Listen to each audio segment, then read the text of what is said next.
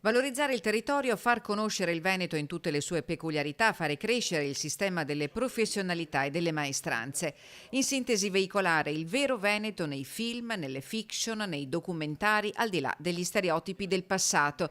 Perché il Veneto, che nella filmografia è rimasto ancorato ai vizi ritratti da Pietro Germi in Signore e Signori, è una regione aperta, positiva, dedita al lavoro e alla solidarietà.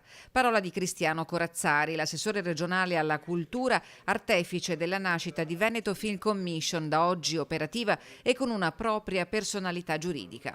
Sicuramente la Regione Veneto vuole investire nel mondo del cinema, delle fiction, delle produzioni, perché sappiamo che investire in questa direzione significa far crescere tutto il nostro sistema economico. È un'industria molto importante, sia da un punto di vista della nascita delle professionalità, del lavoro, ma anche per la promozione del nostro territorio, delle eccellenze che abbiamo nella nostra regione, che sono da scoprire in tutto il mondo. La Film Commission sarà fondamentale perché avrà un ruolo per attrarre produzioni internazionali in Veneto, per far conoscere i palcoscenici naturali che sono vanto del Veneto nel mondo, ma che ancora oggi non sono trasmesse e comunicate.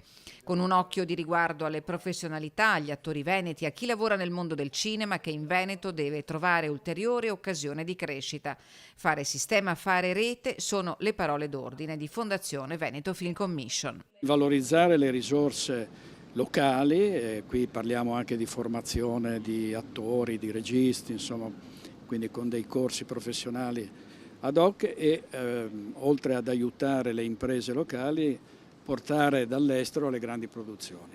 Perché all'estero che il nuovo board di Fondazione Veneto Film Commission guarda con attenzione, da Cannes a Berlino, passando per la Mostra del Cinema di Venezia e prima ancora all'Anica a Roma, per costruire una rete di rapporti che saranno volano importante per il rilancio della cultura tout court.